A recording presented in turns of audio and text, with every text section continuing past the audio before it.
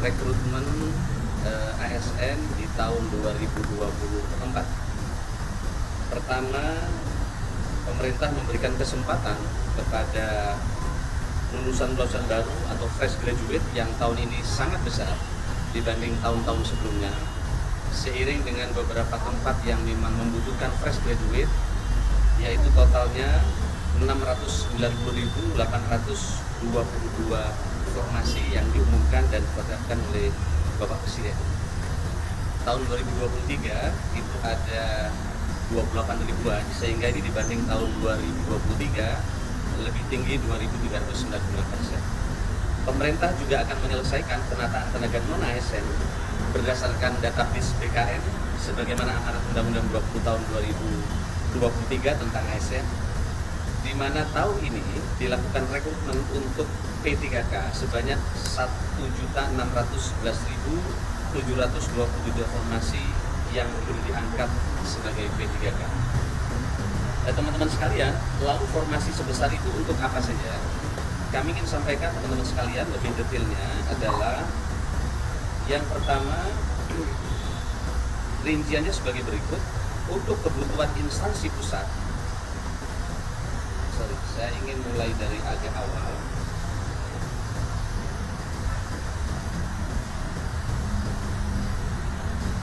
Kebijakan pengadaan calon ASN 2024 difokuskan pada pelayanan dasar. Nanti akan kami sampaikan di belakang.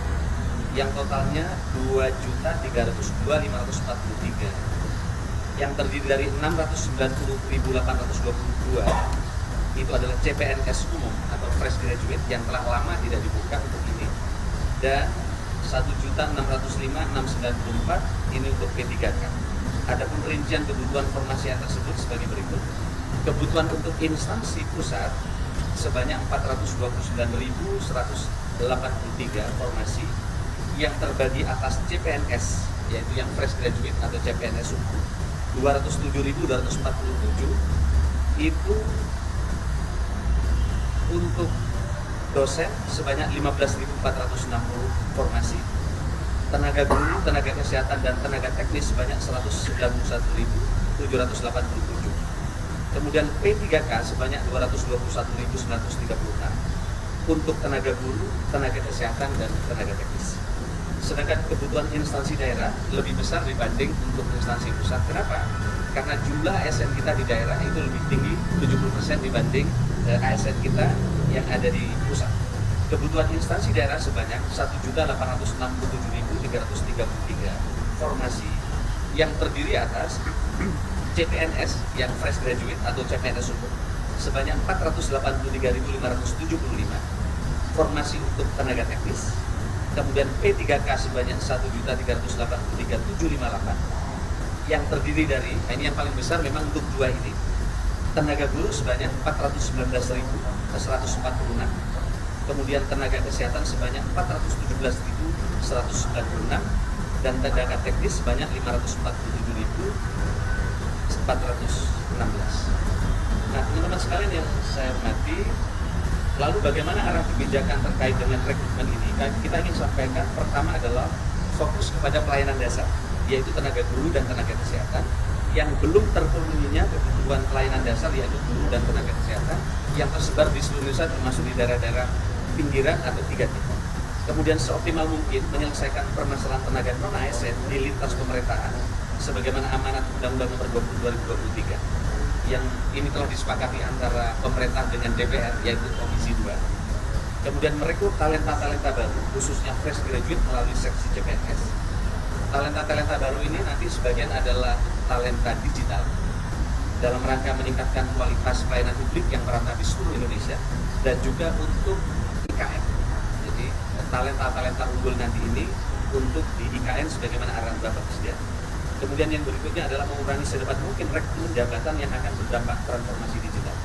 Jadi pemerintah, kami Kemenpan RB telah memetakan mana jabatan-jabatan yang masih tumbuh atau positif growth, mana jabatan yang sudah kita hitung zero growth ke depan, dan mana jabatan-jabatan yang negatif growth.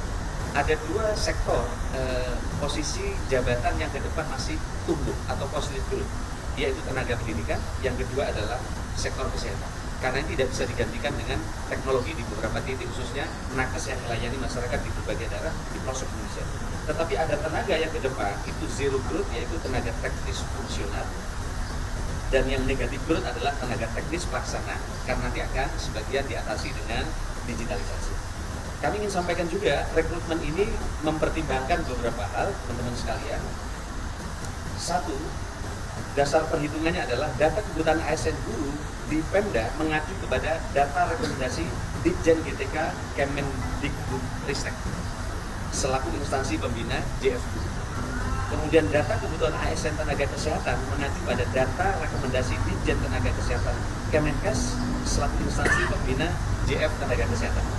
Kemudian yang ketiga adalah berasal dari tenaga non-ASN ex THK2 yang ini menjadi PR pemerintah untuk diselesaikan. Kemudian yang keempat adalah formasi kosong yang tidak terisi di tahun 2023. Jadi kemarin ada formasi kosong lebih dari 100.000 untuk formasi di 3T. Nah, oleh karena itu maka pemerintah mulai tahun 2024 akan memberikan insentif khusus agar formasi ini terisi. Yang keenam, perhitungan memproyeksikan untuk menutup kebutuhan hingga 3 kali batas usia pensiun atau benefit. Kami ingin sampaikan teman-teman sekalian, prediksi pensiun dalam 5 tahun ke depan 2023 sampai 2027 adalah sebesar 671.731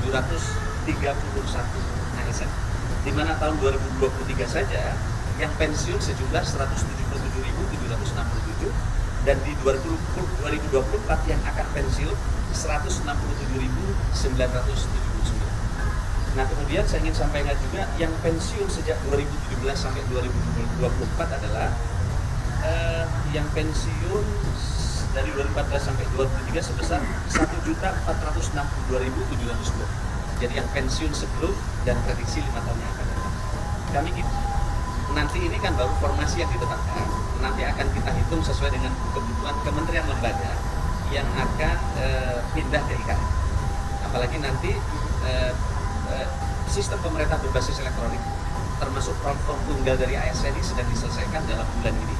Sehingga dengan demikian cara kerja ASN ke depan akan lebih lincah, lebih efektif, dan pelayanan publiknya akan lebih berdampak.